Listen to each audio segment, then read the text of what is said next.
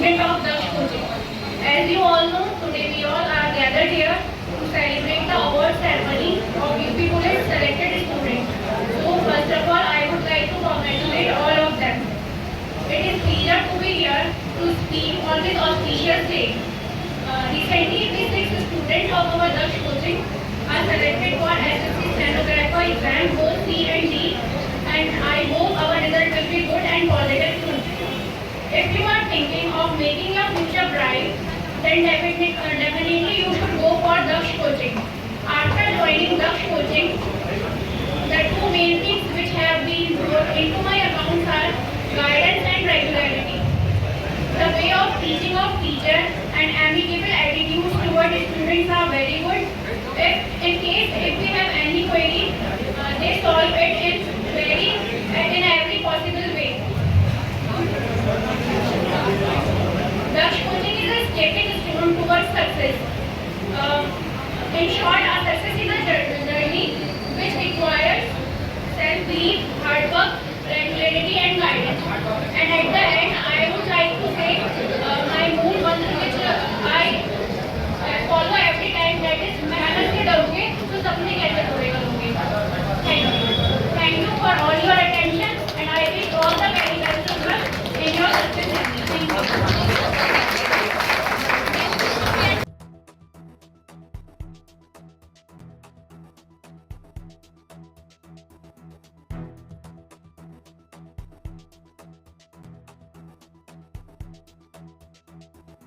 First of all, अगर आप competition line में आए हैं तो आपके अंदर जो बहुत इंपॉर्टेंट चीज़ होना चाहिए वो है पेशेंस.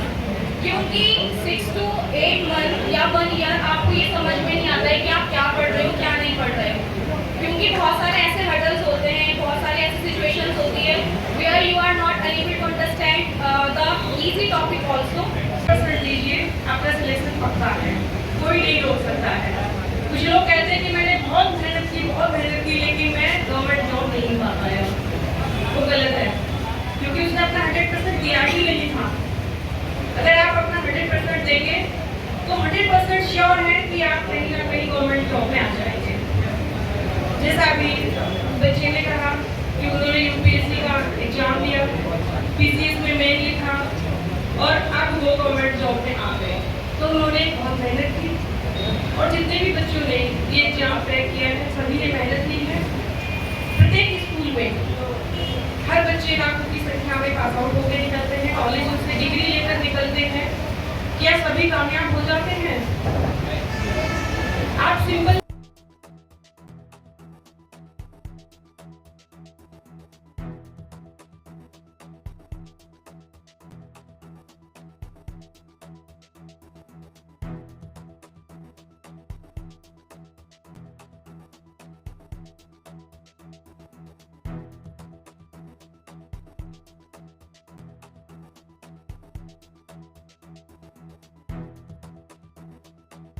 स्टूडेंट पुलिस में चयनित हुए हैं, क्या कार्यक्रम रहा?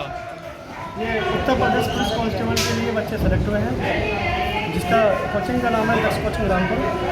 यहाँ पर जो है हर साल बच्चे सेलेक्ट होते हैं, और इस बार जो है उत्तर प्रदेश पुलिस में भारी संख्या में ये बच्चे सेलेक्ट हुए हैं. इस बार कितने बच्चे सेलेक्ट हुए? ये 25 बच्चे सेलेक्ट हुए हैं. 25 बच्चे यहाँ से सेलेक्ट हुए हैं और आगे ही प्रक्रिया चलती रहेगी. और मैं उम्मीद करता हूँ उत्तर प्रदेश पुलिस सर्विस के लिए आने वाली भर्ती के लिए ऐसी ही संख्या में हम कोचिंग से रामपुर के लिए बच्चों को सर्च देते रहेंगे. आपके स्टूडेंट पुलिस में भी भर्ती ज़्यादा क्यों होते हैं, क्या वजह है? सर, पुलिस में भी भर्ती होते हैं और इनकम टैक्स में भी है, सेल टैक्स में, ये सारे हर एक डिपार्टमेंट में. कोई ऐसा आयोग नहीं बचा है, कोई डिपार्टमेंट ऐसे नहीं बचा जहाँ हमने जो है रामपुर से बच्चे नहीं भेजे. तो जो बच्चे इस टाइम कोचिंग ले रहे हैं उनके लिए क्या मैसेज है आपका? ये वर्तमान में मैसेज है कि उत्तर प्रदेश में 28,000 भर्ती आने वाली है, उनकी तैयारी करें. बाकी एसएससी का विज्ञापन जून में स्टार्ट है, उसकी तैयारी कर रहे हैं बच्चे. और आगामी एक बार की भर्ती है और 2025 में बहुत सारी भर्ती आने वाली है. ठीक. आज क्या हुआ? मैं महिला विशेष संचालक कंपनी निशा खजाना, और आज मैं यहाँ पे अपना ही दक्ष कोचिंग सेंटर है, यहाँ पे एक जो हमारे बच्चे यहाँ से सिलेक्ट हुए हैं यूपी पुलिस में, तो उनका सम्मान समारोह है.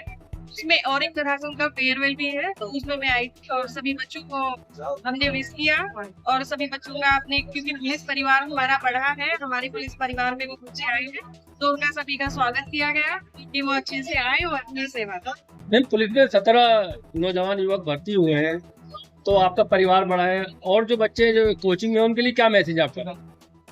जो बच्चे हमारे सिलेक्ट हुए हैं उनको बहुत बहुत बधाई है और वो अच्छे से आए और देश की सेवा करें, अपने राज्य की सेवा करें। और जो बच्चे सिलेक्ट नहीं हुए हैं उनके लिए मेरा संदेश है कि वो हताश ना हो, क्योंकि बहुत बड़ा कंपटीशन होता है, बहुत बड़ी प्रतियोगिता होती है कि वो आज नहीं तो आगे वाली भर्ती में वो बच्चे मेहनत करेंगे तो वो पास हो जाएंगे, सिलेक्ट हो जाएंगे और हमारे पुलिस परिवार आज मोबाइल को लेके जो दिशा निर्देश बच्चियों को दिए गए थे मैम, क्या मोबाइल के दुरुपयोग के लेके जो दिशा निर्देश दिए गए थे स्टूडेंट्स को, क्या कहेंगे?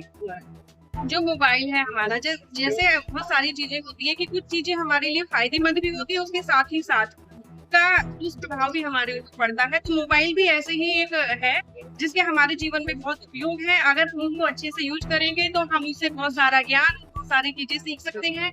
यदि हम उसका दुरुपयोग करेंगे तो हमारा जीवन भी स्पॉइल हो सकता है। तो मेरा संदेश ये है कि मोबाइल का यूज कीजिए, लेकिन उसको अच्छे वे में यूज कीजिए। उसको हम गलत वे में जाकर यदि यूज करेंगे तो हमारा ही नुकसान। यातायात नियमों को लेकर क्या है? यातायात नियमों को लेकर के मैं जितने भी हमारे बच्चे हैं या हमारे सिटीजन हैं, अगर वो बाहर निकल रहे हैं, चाहे वो स्कूटी बाइक से निकल रहे हैं या 4 व्हीकल से निकल रहे हैं, तो 2 व्हीकल से निकल रहे हैं, उनको हेलमेट का यूज करना चाहिए। क्योंकि हम जितने भी एक्सीडेंट्स होते हैं और उनमें जो जितनी भी ट्रेजेडी होती है वो हेड इंजरी के कारण होती है। यदि हम हेलमेट लगाएंगे तो हम उन घटनाओं से बच सकते हैं। और यदि हम कार से जा रहे हैं तो हमें सीट बेल्ट का उपयोग करना चाहिए, क्योंकि सीट बेल्ट यदि हमारी लगी हुई है तो हमारे जो कार के फीचर्स है वो सभी एक्टिवेट हो जाती है। यदि कोई दुर्घटना होती है तो हमें हमारे जितने भी रोड के नियम है उसका पालन करना चाहिए। हमें कभी रॉन्ग साइड नहीं चलना चाहिए, ट्रिपल सवारी नहीं करनी चाहिए, ओवरटेक नहीं करना चाहिए। सारे नियमों को पालन करते रहना चाहिए जिससे कि हम भी सुरक्षित रहें और सामने वाले व्यक्ति ठीक।